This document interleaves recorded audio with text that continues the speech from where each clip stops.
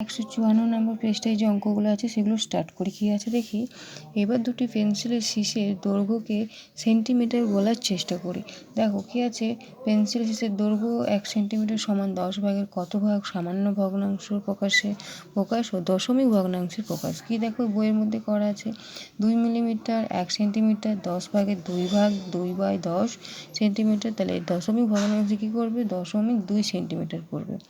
মানে সামান্য ভগ্নাংশে হলে 2/10 হবে, আর দশমিক ভগ্নাংশে হলে 2.2 সেন্টিমিটার হবে। ঠিক আছে।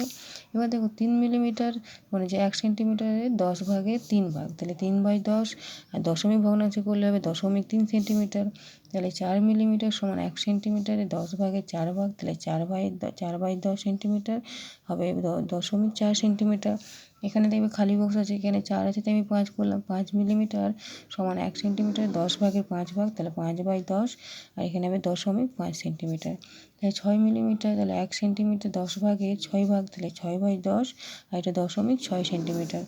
7 মিলিমিটার, তাহলে 1 সেন্টিমিটার 10 ভাগের 7 ভাগ, তাহলে 7/10 সমান হবে দশমিক ভগ্নাংশে পরিণত করতে গেলে হবে 0.7 সেন্টিমিটার। 8 মিলিমিটার, তাহলে কী হবে 1 সেন্টিমিটারে 10 ভাগের 8 ভাগ, 8/10 দশমিক ভগ্নাংশে প্রকাশ করতে গেলে হবে 0.8 সেন্টিমিটার। আর 9 মিলিমিটার হবে 1 সেন্টিমিটারে 10 ভাগে 9 ভাগ, তাহলে 9/10 সেন্টিমিটার। দশমিক ভগ্নাংশে প্রকাশ করতে গেলে হবে 9.9 সেন্টিমিটার। 10 মিলিমিটার সমান 1 সেন্টিমিটারে 10 ভাগে 10 ভাগ, তাহলে 10/10 সেন্টিমিটার সমান হবে 0.1 সেন্টিমিটার। এই যেমন দেখো, তা একটি পেন্সিলের শীর্ষের দৈর্ঘ্য হচ্ছে 8 মিলিমিটার সমান 0.8 সেন্টিমিটার।